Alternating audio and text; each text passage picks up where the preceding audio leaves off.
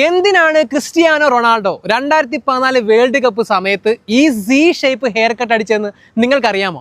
അന്ന് ഇത് കണ്ട് പലരും ഒരുപാട് ആൾക്കാർ കളിയാക്കി. കാരണം എന്തുവാടെ ഇയാളെ കാണിച്ചു വെച്ചിരിക്കുന്നത്, ഈ പറയപ്പെടുന്നത് ഞാൻ പോലും കണ്ടിട്ട് വിചാരിച്ചു എന്തുവാടെ ഒരു ഇസഡ് മോണൊക്കെ ഒരു വൃത്തിയില്ലാത്ത രീതിയിൽ ഈ പുള്ളിക്കാരൻ ഇങ്ങനെ ഹെയർ കട്ട് ചെയ്ത് വെച്ചിരിക്കുന്നത്.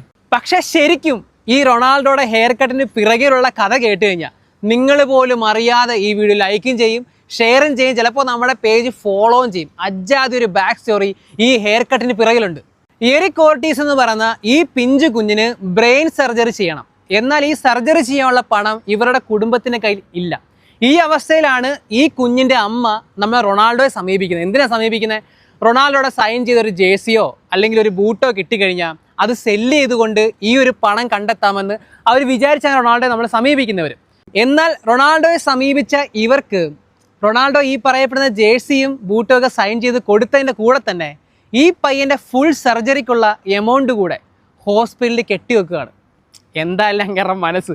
അതും മാത്രമല്ല, ഈ സർജറിക്ക് ശേഷം ഈ എറിക് ഓർട്ടീസ് എന്ന് പറയുന്ന പയ്യൻ്റെ തലയിൽ ഉണ്ടായത് ഈ റൊണാൾഡോയുടെ ഹെയർ കട്ട് പോണക്കുള്ളൊരു സി ഷേപ്പ് സ്കാറായിരുന്നു, ഒരു മുറിവിൻ്റെ പാട്.